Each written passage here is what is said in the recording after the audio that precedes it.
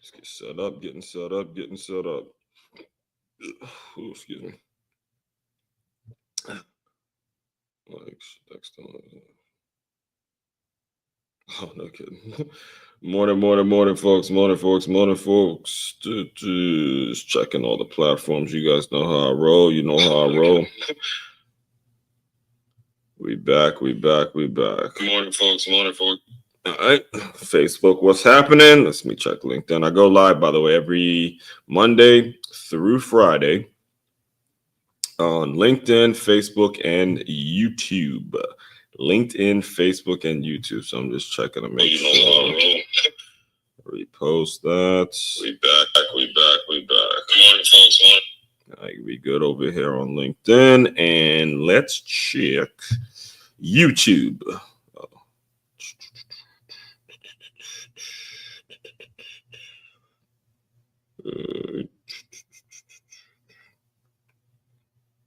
One second here. Let's make sure we're good.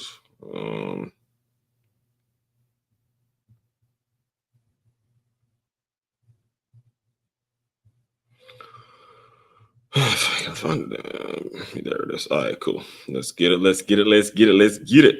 YouTube, we good. Can't go do this to clear out stuck poop in 2019. Let me get through this ad. Rush to the hospital. All right, testing. All right, we up. Good morning. Happy Friday to you all. Good morning. It is this brand new series. We're starting a brand new series today. We're calling it Faith-Based Friday, and it is exactly the way it sounds. I will be examining, I'll be further emphasizing, well, let's say it like this. I'll be emphasizing the importance of developing a walk of faith. I am not telling you what religion that you need. I'm not telling you about religion. I'm not telling you who to worship. I'm not telling you how to worship. I'm not judging you. I'm not doing any of that. We are simply expressing and talking to you about the importance of developing a walk of faith. All right, so before I get into it, let me just introduce myself to anybody that may be new to my world. My name is Aswan Crookshank, your one and only Move Swiftly speaker, former Division I college football player, and five-time published author and educator. And what I do, what I created, what I'm all about is taking the innovative teamwork lessons from the football field and applying them to businesses, teaching business owners how to create a staff that moves as efficiently and is as hungry and is as eager and is as passionate as a youth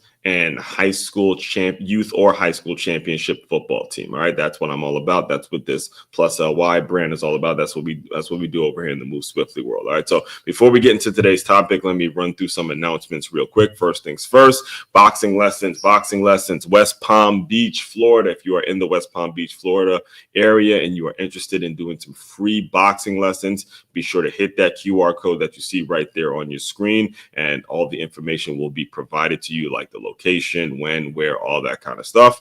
Next thing, business owners, again, if you haven't yet, make sure you go to freeguide.makeyourmove.com. What I've done is I've created a list of 10 things that you could be doing right now, used right now, for you to make your staff and create a more efficient workplace within your organization. And finally, patreon.com/as144. Be sure to join the exclusive community where we as a group of business owners, we make sure we keep each other accountable. We make sure that we're doing the things to keep our staffs and keep our businesses running efficiently. All right. So as far as today's topic, there's a couple places that I have to take you, a couple things it's Faith-Based Friday. And before I get into how I came up with this and why this is important, there's a backstory to this that I think it's very important for you guys to understand about me, because this is the first of the series in which we be doing this every single Friday. All right.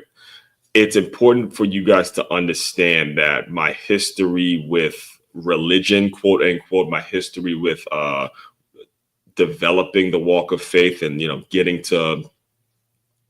to a place in which I am a believer, getting to a place where I'm boldly speaking bold enough to speak about the importance of being governed by God and making sure God is the only thing that you are worshiping, or understanding that God is the only thing that's perfect, the only thing that's consistent. And the way I'm able to boldly speak upon it now, it came from a journey. It came from a journey like it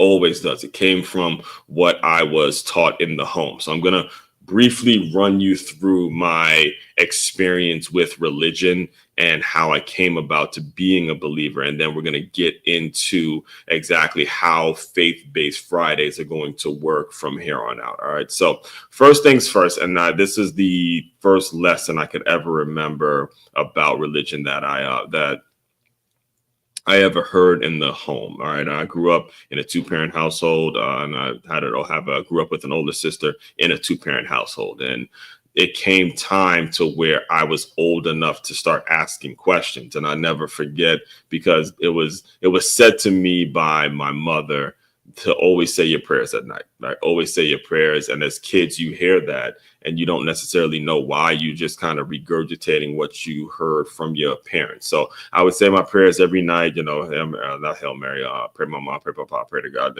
It'd be something that I had memorized, and I would say my prayers every single night before I went to sleep. That's kind of the way religion was introduced to me, right? So the minute I'd say by the time I started playing football, and I realized how much of yourself it took, how much energy it took, and how much of a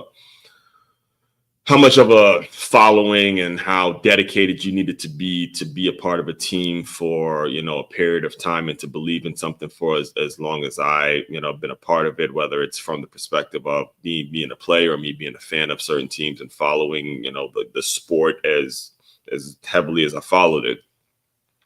I started asking more questions in the home about religion. Again, football was the religion, but I knew it wasn't a religion. The term football as a religion gets used quite a bit, and I was definitely someone that was bought into it. So because I was so dedicated to the game, I had questions about what religion's all about. And the first person you go to when you're a kid, when it comes to asking questions, is your parents, your mother. And like I said, I grew up in a 2-parent household, and my mother gave me probably the best advice. I get I'm a little bit biased, but she gave me the best advice in terms of what religion should be, because she never forced it on us. She said to me directly, she said, religion was never something that me or your father wanted to force upon myself and my sister. She was telling me, she goes, look, it was never something I wanted to force on you guys. It was never something I wanted to make it so you guys had to go to church every Sunday and, you guys have to do things and do it this way and do it that way. She wanted it to be something that myself and my sister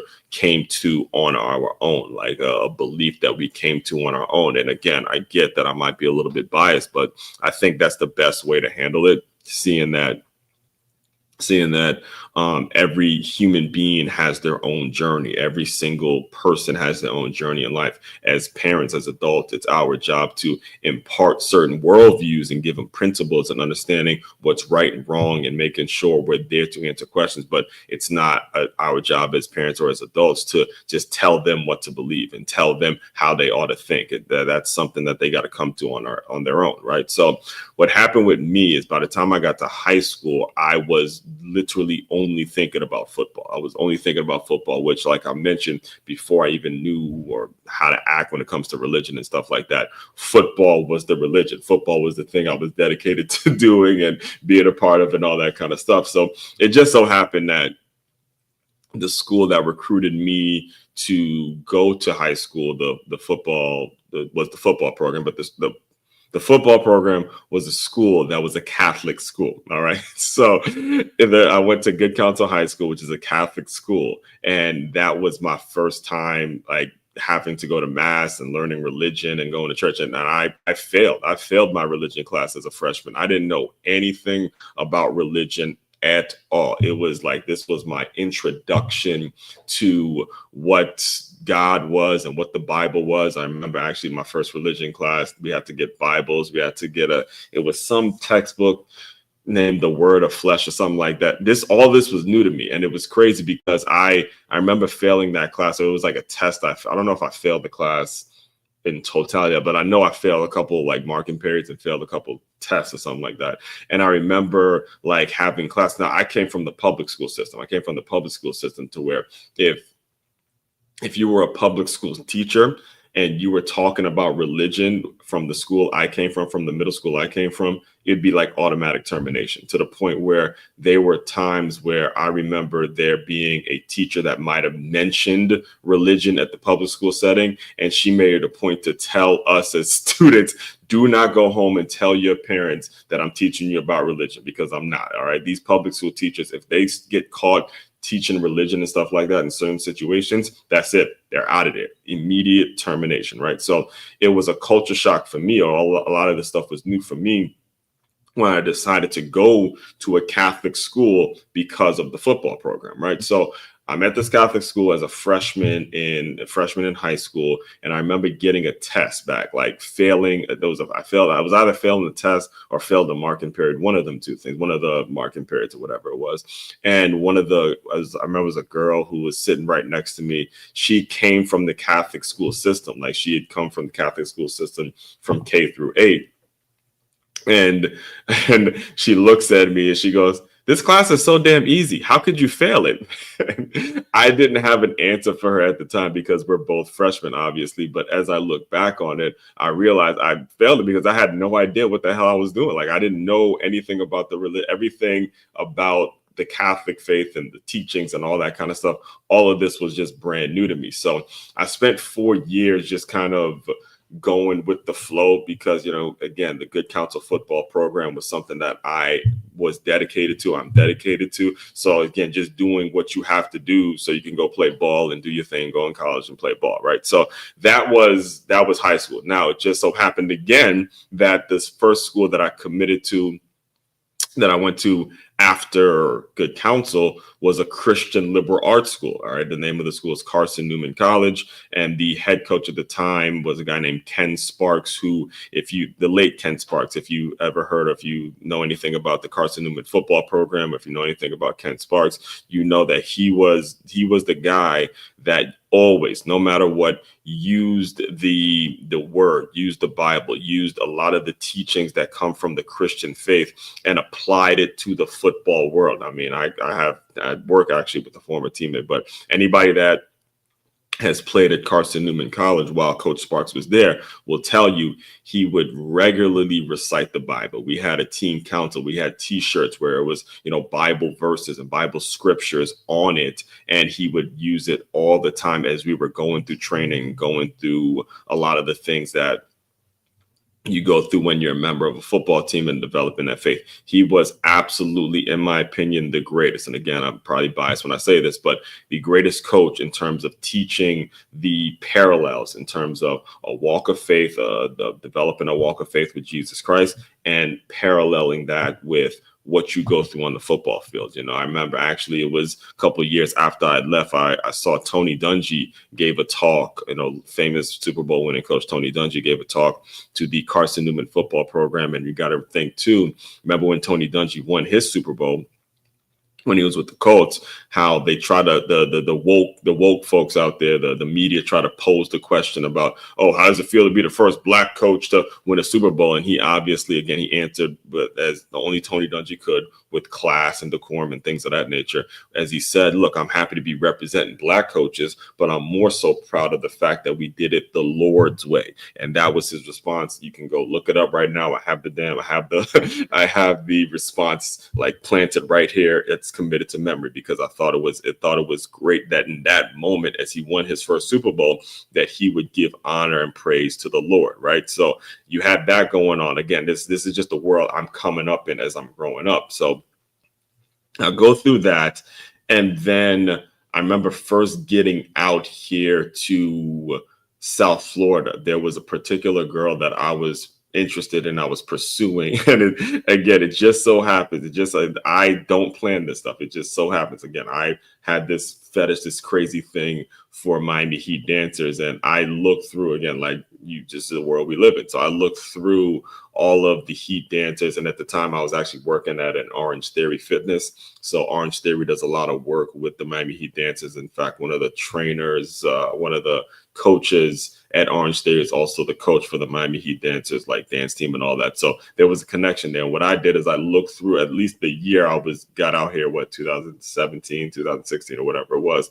And I looked through all of the Heat dancers and I tried to figure out which one I had the best connection with, just on paper. When you meet it, it's one thing to meet someone or see someone on paper or online and say I connect well with that person. It's a completely different conversation when you actually meet them in person. So at the time, because I didn't know anyone in Florida, I just moved to Florida and I knew what I liked. I just had to go with what was presented publicly online and just roll with that and, figure out the rest later. So that was the mentality. And it just so happened that the one that I connected the best with, at least, again, when you meet the person, meeting the person is different, but when you just look at what's publicly written or what's public about a person, it just so happens that the one I connected the most with, her dad ran a church, founded a church, and was the pastor of that church. So I went, and I just so happened I got a job offer. This is when I got the job offer for the Miami Dolphins Foundation. And the church used to be, they're no longer in business, but the church used to be like right next to, like literally walking distance from Hard Rock Stadium to the church. So it was like, I bet I'm gonna just go there, try to kind of work it in and do all that kind of stuff. So the point of me, and again, I can go deeper into each situation, but I won't do that because I want to get to what Faith-Based Friday is all about. But it was at that point, going to that particular, the name of it used to be Keys to Life Church. It's no longer in business.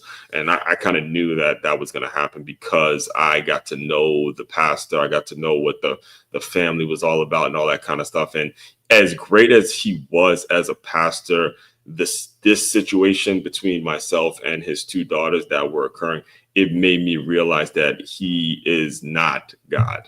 As much as he preaches about God, and I won't put his name out there, but as much as he taught me that, getting to know God, getting into the word, learning that, you don't have to be some overly judgmental religious person, learning that, getting to know God could be cool, getting to know God in your way, on your terms, and how you want to develop your walk of faith. Just do what in your heart is right. Knowing how good he was at conveying that message to me, especially a young person like me that get brand new to South Florida. I like what I like. I see, Miami Heat dancers. I see hot fitness women in South Florida. Like, this is me. This is me, knowing that I have a lustful eye towards his two daughters, knowing that all that stuff, I needed to hear his message and the way he was able to convey his message. In fact, I always credit him with a lot of the work I do now, because he used to be preaching by himself. There was no choir. He would come on, he would make his announcements, a lot like I do here. He would make his announcements. Very few people actually showed up to his church. He would sing the songs and deliver the message, and then offer the peace offering. I don't even know what you call it at the end of the church when they offer a service for you to come up and all that kind of stuff. So, he and I had a very deep relationship as we were growing and developing, and he had firsthand knowledge because me and his two daughters were like butting heads, to the point where as much as I may have liked what I saw about them online, is as much as I got to the point where I couldn't stand them in person, like to the point I couldn't even bite my tongue. I couldn't be in there because I was afraid I was going to have to cuss one of them two out because of how rude and disrespectful they were. And it got to the point where I couldn't stand them. Because of the way they were making him look, because of the way how much he was pouring into me again, listen, I don't know if I could have done what he did. I don't know if I could have kept it as professional as he kept it. But for him to have been giving me so much in terms of learning the word and teaching me about how having a walk, he baptized me, for him to teach me so much about how important it is to be a Christian, be a solid Christian, or at least be trying, for him to be helping me out so much as I was transitioning into a new state, for his two daughters and his wife, to be honest, all three of them, for them to represent him in the way that they did, I thought was completely disrespectful. And I started to develop a very bitter angriness towards them three because of the way it reflected upon him. But over time, I realized I can't let him off the hook. If I'm truly a believer, if I'm truly going to develop a walk of faith, I don't get to let him, the pastor that I'm referring to, I'm not going to put their name out there, but I don't get to let him off the hook because, of how well he's treated me. He has to be held accountable for what goes on in the church. He has to be held accountable for what his family does. He has to be held accountable for how rude and disrespectful his daughters and his wife are and all that kind of stuff. So there was a lot of things that I learned as a man going through that, because it wasn't just that. I was also, like I was telling you guys yesterday, I was dealing with what I was dealing with at 9 Round and how that business went. I mean, think about it. I was dedicated to as a trainer at 9 Round, and I was dedicated to going to Keys to Life Church. And both of these businesses run by Black men that look just like me. Both of these businesses have gone under. All right. Both of them, the church and the gym, are no longer in business. You can look them both up, and they're both permanently closed. Okay. So when it comes to Faith-Based Friday, I had to develop a walk of faith through that time, because the two leaders in the two institutions that I was a part of, I knew it. I knew just based on the way they were moving, based on the way they were acting, based on everything, every response that they had to uncomfortable situations in which there was that fork in the road moment where you can grow or you can die. You can grow through an uncomfortable conversation, or you can actually have the damn conversation, get over it, move on, and get better. They decided to choose, I'm going to go die in this situation. I'm going to go act like the situation doesn't exist and, ignore it, brush it off. And eventually the results are what the results are. That's what I had learned in that time. And the inevitable happened. Again, both the businesses failed. So learned a very valuable lesson. So as things started to grow for me, and this happened, about 6 or 7 years ago, as I transitioned, I left Fort Lauderdale Plantation area and moved out here to West Palm Beach. I was leery. I was very leery for a while in actually going to church. I know, because I moved out here, I was working at this it's kind of this, I'd say, education center / daycare center, where I was meeting a lot of single moms that were going through it, and they were going to church, and one of them recommended Christ Fellowship. So I was going to Christ Fellowship for a while, and I eventually kind of got turned off by it because it was such a big church, and I was supposed to be a group leader there. And then the person who was organizing all that, he went on and did something else, and the communication just wasn't there. So I've settled. I don't hate to use the term settle, but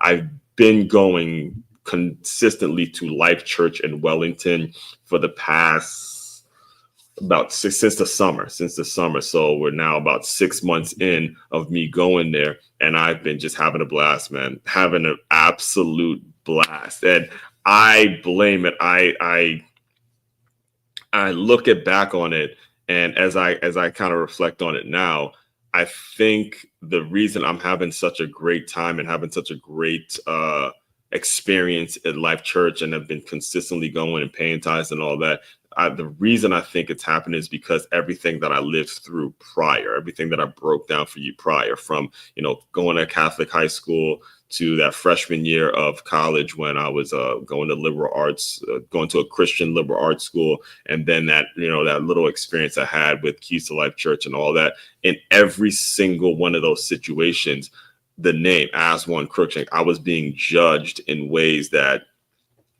were very, very, very hurtful, very, very unnecessary. And one of the things that turned me off about church folks in general was how much these church folks judge you, right? Church folks are people that grew up in the church, and because I don't know, my father is this and my uncle's this and all that kind of stuff, how much I got judged by church folks in general. And I hated that. So the reason Life Church, again, like I said, is something that I've been enjoying so much and being a part of so much is the fact that I'm not being judged. I'm not being judged at all. It is a 100% judgment free zone.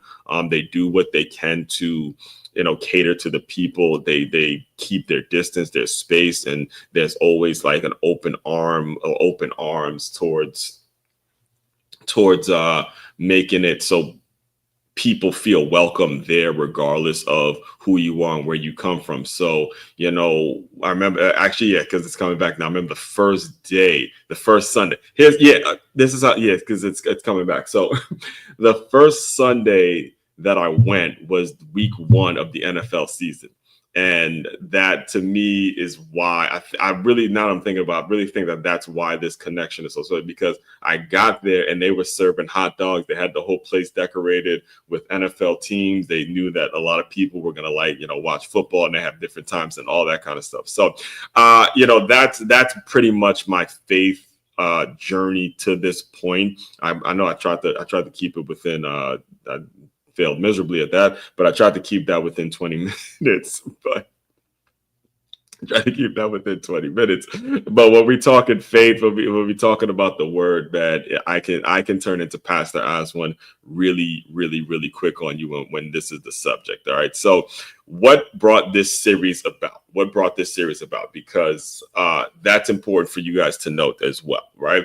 It was an unexpected thing that happened to me last week. As most of you know, if you're a regular consumer to my work, last week I was celebrating my birthday. Right now I'm recording this on January 17th, 2025. My birthday is January 8th. All right. So last week I was traveling all over Florida. And one of those stops was in Tallahassee. All right. I went to see the Florida State University campus, and I went there last Friday night expecting. So I went to this restaurant called Bowden's. Right. So I had never been to Tallahassee, right? And I was looking for a place to watch the Cotton Bowl between Ohio State and Texas. And I looked at this restaurant named Bowden's, and I was under the assumption that this was going to be an older crowd of people, because when I looked it up on my phone, I saw that you had to make reservations, and it was one of those things was like, okay, this is some high-end stuff that maybe have a bar and, kind of quiet, old school Florida State. I swear, I thought that's what the crowd was going to be. I'm thinking it's more so of the Bobby Bowden type folks who are more so on the retired end, and they chilling, and it wasn't going to be rowdy at all. I'm older, got mid-30s at this point. I don't really feel like being around a lot of young college kids and all that. Those days are done. I've been there and done all that. Right?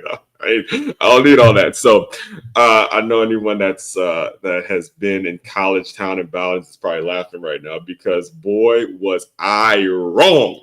I was wrong, dog. Let me tell you. The day started. So I got to Tallahassee maybe around midday. The game started around 6:30, 7 p.m. So I got to Tallahassee about midday. I took my tour around campus, and was in awe with Doak Campbell Stadium. And again, this is Florida State. Oh, the amount of history that goes on when it comes to the football perspective. I was just in awe, like in my glory, enjoying being on campus in Florida State. And then after that, I went to Bounds. I grabbed a quick nap in my car, get myself right, because I just drove. I just have it was like a 2-hour drive from Panama City to Tallahassee. And then after that, I was going to go to Bowden's again, expecting an older crowd to where I can enjoy the game. And I get out and I'm like, what the? It felt like the entire college campus was on this strip, all right, on this strip, and they were in the restaurant and all that kind of stuff. And I'm like, yo, what the hell's am I about to be partying with college kids tonight? So again, at this point, it's too late to go find another place or find something that was. I was like, all right, man, look, you just gotta do what you gotta do. So I'm just turned 36, and I am in a bar. I'm in a bar with a bunch of college age kids, and they are just getting hammered. Again, they like me, because this is like me when I was in college. I mean, they taking a shot, washing it down with some beer, taking another shot, washing it down with 2 beers. I mean, chugging, going in, looking up. This one's hooking up there, that one's drunk, and I'm the one like older guy. They don't know I'm, because again, I'm still look like I'm in my 20s, but I'm the one like seasoned dude there, not drinking. I'm only drinking water because again, I don't even drink anymore, and I'm just sitting there focused watching the game, and it was crazy. It was crazy to see that. It was crazy to see that dynamic. It was interesting to see that perspective, and it was in those conversations. It was in that element, because again, I knew how old I really was. Obviously, they're thinking I'm their age, so they're talking to me as if I'm in my like mid early 20s or whatever. I'm still again older in their mind. So this is the college age mind. This is the way the mindset works, especially when you're drinking. If you've ever been to college and you've got like blacked out, hammered, drunk, you're just talking. You don't even know what's going. You're just talking. Right? You're just talking. Everyone's been there. Well, let me not say everyone. I know for a fact I've been there. Right? You're just talking about life because you're 19, 20, 21, 22 years old.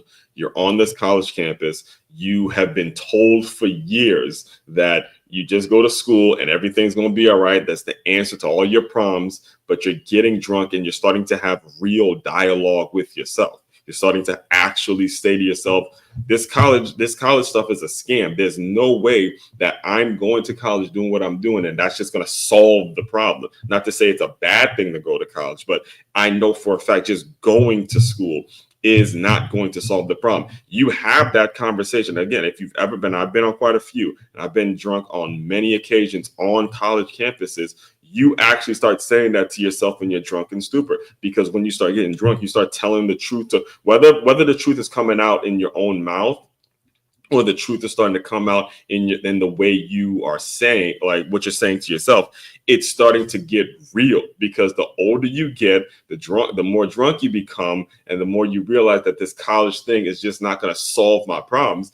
Stuff starts getting real. It starts to get really, really real and touchy. So I'm sitting there and I'm seeing these kids go through this same process. Now, they're going to Florida State. I went to Stony Brook. There's 2 completely different campuses, 2 completely different mindsets, 2 completely different areas. But at the end of the day, it's still college is college. But again, Florida State is a different brand than Stony Brook University when we're talking just college in general. So I remember having multiple conversations with college, whether it was college girls or college age girls or college age men, as they were going through this phase, and how lost they were, how lost they actually were. And I'm sitting here as the old head looking around and realizing how, first of all, how blessed I was to be at a Carson Newman my freshman year, because that obviously kept me from engaging and getting to be too into certain things and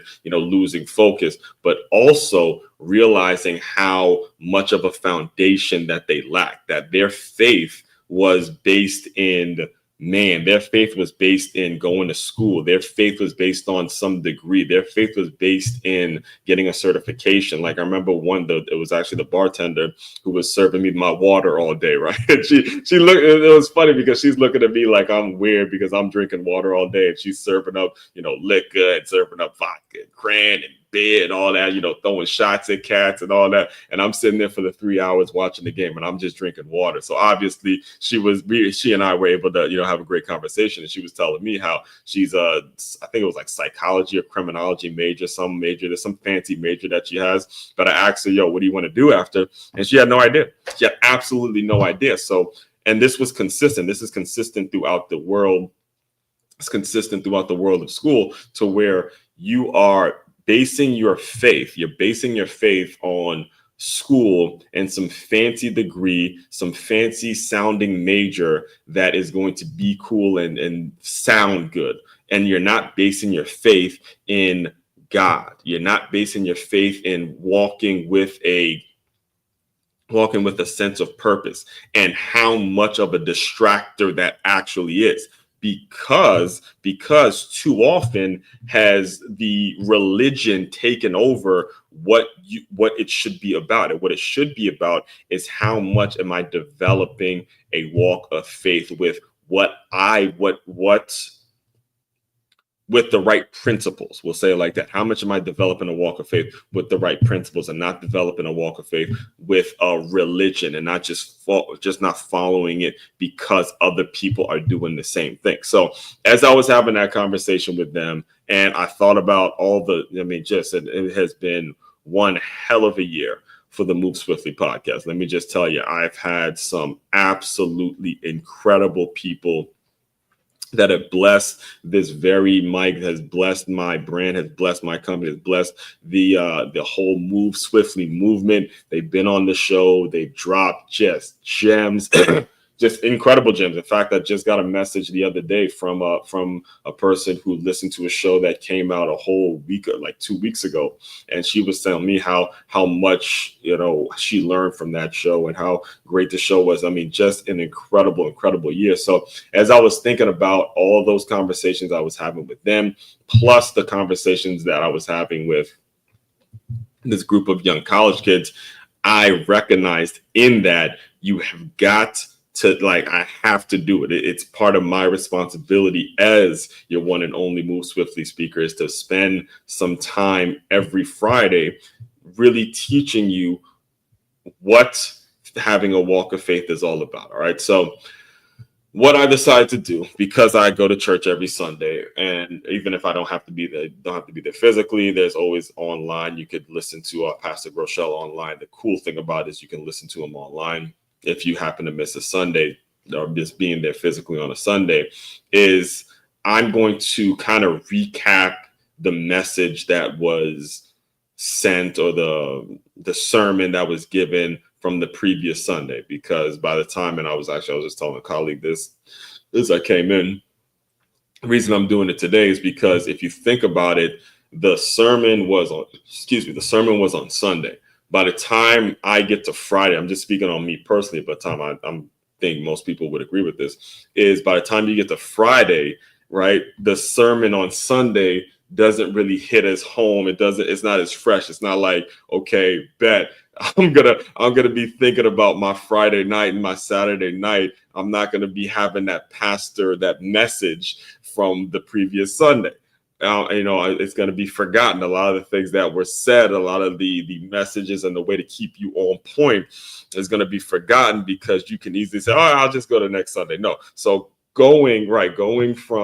so what I decided to do, because of that dynamic, is now Friday morning, I'm going to reinforce some of the takeaways in the message that I got from the previous Sunday. So it does two things. Number one, it keeps me on point personally, to make sure, as I develop in this thought leadership world and the content creation game, that I'm making sure I'm going every Sunday. I'm taking in the message every Sunday, first of all, but it's also to reinforcing the importance of making sure we're applying the message during the right time. All right. The right time, which would be, hey, whatever you learn, whatever you picked up at the church, whatever the sermon was, let's make sure we're staying on point for the Friday. So we think about what we do in Friday night and Saturday night, and then we don't just walk in and think, okay, well, by the time we go to church Sunday, whatever I did Friday night and Saturday night, I'm all good. Again, I'm not here judging you. Whatever you did, I've been there, done that, did it too. All right. So I'm just learning, because I'm going through this walk of faith for myself, and I'm walking through that faith with you. And that's how it's one of the reasons I'm actually am a group leader at Life Church and all that kind of stuff. So Pastor Groeschel, man, let me tell you, I I love the way he has the whole church set up. He's the pastor for Life Church, and I love just the time that I've spent there, given my previous experience going to another church where it was one guy doing everything, and he was the one, giving the sermon, singing the songs, and all that kind of stuff. I love how he not only has expanded Life Church into many different campuses, but more so, there have been plenty of sermons where he has just sat back. He's invited people to come give their testimony, give their word, and give the sermon based on their particular perspective. I love that, man. I love again, I'm the teamwork guy. I'm the guy that speaks on innovative teamwork all day, every day. That you want to talk teamwork lessons, I'm all about that. So whenever you get an individual that's able to just say in the back during some times and say, hey, let that guy give the sermon, let that person give the sermon, let that person do this. And he's not up there, he's not up there in some robe. He's not up there, with a suit and tie button up. Got to do it up there in jeans and, just regular just regular clothes and just giving sermons. I'm like, you see, I like this. I like the non-judgmental way it's run. I am such a fan of that, man. I really am. I am a huge fan of folks who are of the word. They go to church and they're just there in regular clothes, man, chilling, doing their thing, never being judgmental. You don't walk in there like there's plenty of times. Usually what happens is I work out. I go and do my run on Sunday mornings. And then right after Sunday, I'm still like in my workout. Obviously, I shower and all that, but I'm still like in my workout clothes and I go and I enjoy the word and you don't get no judgment. You don't get none of that, man. Like, I love that. I just love that stuff. Right. So here's what his sermon was about. Here's what his sermon was, kind of just to recap it. I'll close you guys out soon with this. Get some water.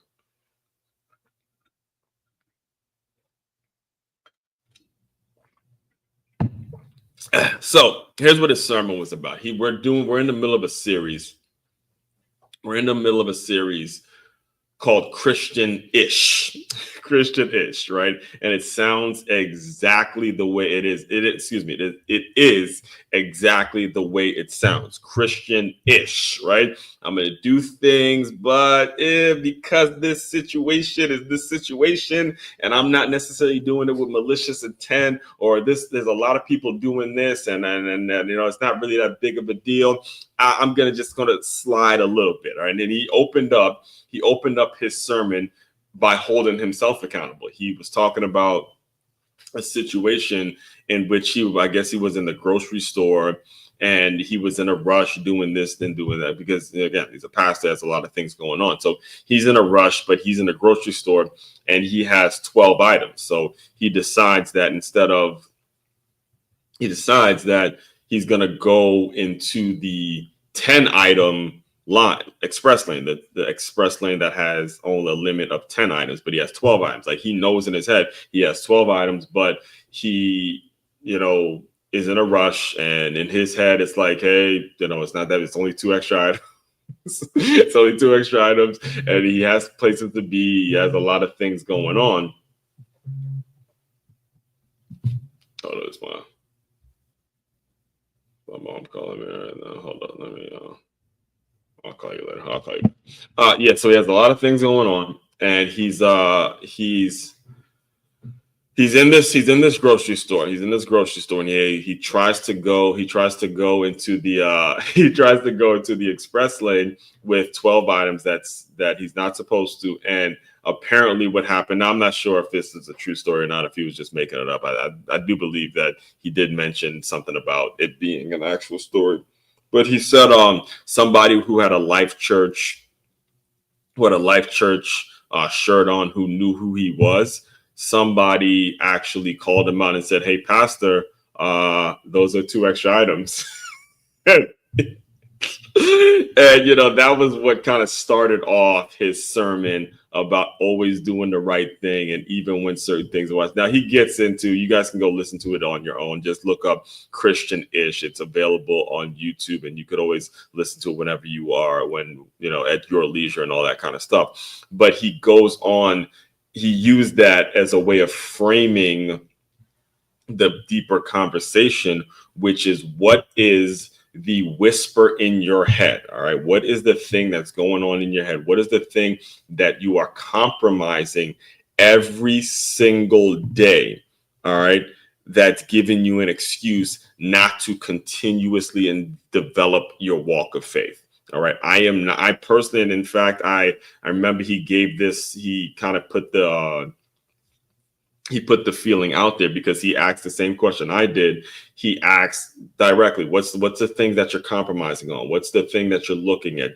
Could it be, he actually, it's funny because he uses such great examples, because he goes, look, it could be, you may not be watching porn, but you're going on Instagram and checking out the newest bikini lines and stuff like that and seeing what's new with, when you're in church and you're like, that's gotta be. I'm done watching porn, but there's times, I picked my beach, the bikini beach. You look on those, you're like, So he put it out there, and then he goes, look, now I want you guys to confess that to the person sitting next to you. And then he started joking. He goes, no, don't do that, do that. So I'm posing the same thing to you guys and I'll close you guys out too. And I'll try to keep the faith-based Fridays under 50 minutes.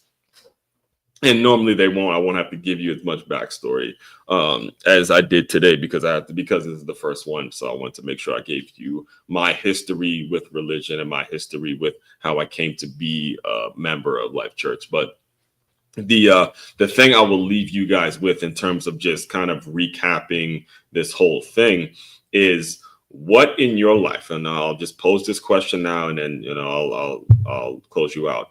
What in your life are you compromising personally, like truly compromising? What in your life do you know is not the right thing to do? You know for a fact that this person is not the right person for you. You know in your fact that doing this activity, whether it's drinking, whether it's smoking, whether anything that's going to be harmful towards your overall and your bigger vision, what's going to get in the way of that? Where are you compromising? And just start right there. Start right there. Where are you compromising on certain things in your life? And take a very small step and stop compromising on it. Stop it. I'll tell you the thought that I had personally as he was given that message. Like, for me personally, my goal for this year, that I was telling you guys this past Monday, my goal for this year is to develop a network of buyers. I've, again, exceeded any expectation I could have had in terms of just having a network of people around me. But where I'm lacking is not spending enough time focusing on a network of people who are going to be buying stuff from me, not just a network of people that are going to be fascinated or think what I do is pretty cool and, be motivated by my work and all that. No, the folks that are actually willing to pull out their pocketbook, pull out their credit card, and actually pay for something and save up to pay for the bigger thing.